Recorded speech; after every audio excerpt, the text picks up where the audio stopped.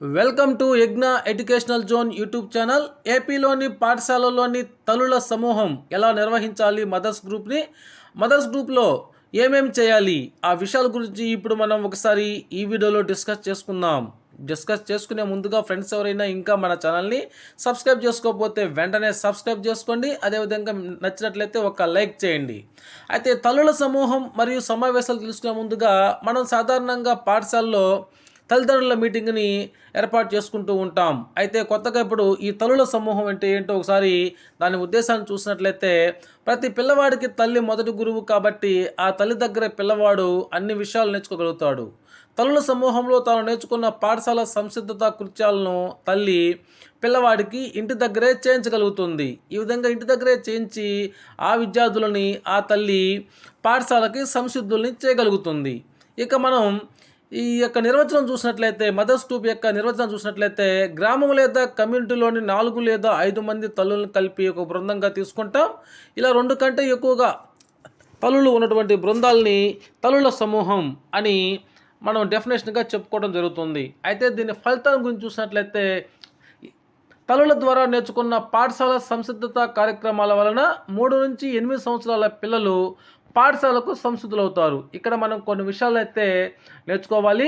ఏంటంటే అవి 3 నుంచి 8 సంవత్సరాలు మరియు 3 నుంచి 5 సంవత్సరాలు అనేటువంటి 2 భాగాలుగా విభజించుకోవచ్చు. ఇక్కడ మనం విద్యార్థులని ఈ 3 నుంచి 5 సంవత్సరాలు ఉండేటువంటి పిల్లలకు సంబంధించిన ఆ యొక్క కార్యక్రమాన్ని జ్ఞానజ్యోతి అంటాము. అదేవిధంగా 3 నుంచి 8 సంవత్సరాల పిల్లలకు నేర్పించేటువంటి ఈ సంసిద్ధత కార్యక్రమాలని జ్ఞానప్రకాష్ కార్యక్రమాలు అంటాం. ఈ జ్ఞానజ్యోతి, జ్ఞానప్రకాష్ ఈ 2 కూడా ఎఫ్ఎల్ఎన్లో భాగము. ఫౌండేషనల్ లిటరసీ అండ్ న్యూమరసీ, పునాది దశలో భాషలు మరియు సంఖ్యా జ్ఞానానికి సంబంధించింది. అయితే ఇక్కడ ముఖ్యంగా మనం పాఠశాలలో విద్యార్థులకు సంబంధించి మనం 4 కార్నర్స్ని ఏర్పాటు చేసుకుంటాం.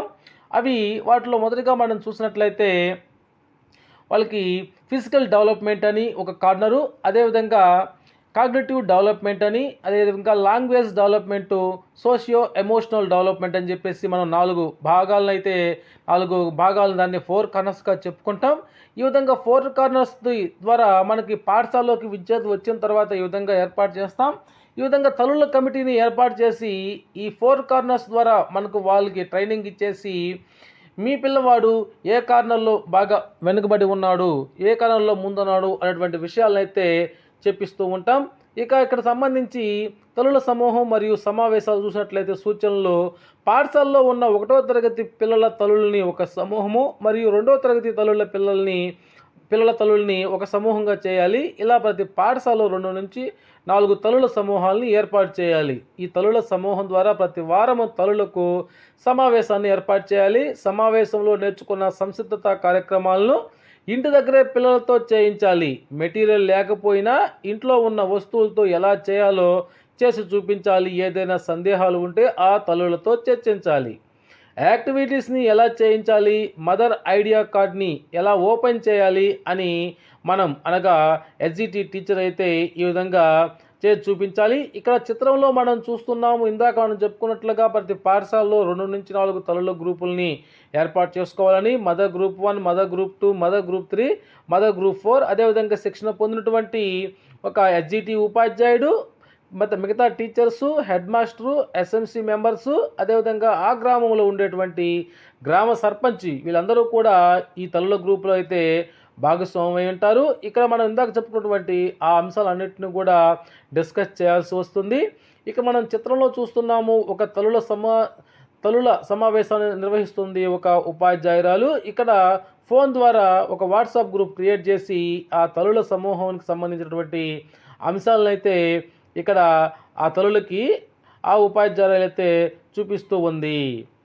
ఈ విధంగా తల్లుల సమూహాన్ని ఏర్పాటు చేసి విద్యార్థులని పాఠశాలకి సంసిద్ధులుగా తయారు చేయడానికి సంబంధించింది ఈ యొక్క తల్లుల గ్రూపు.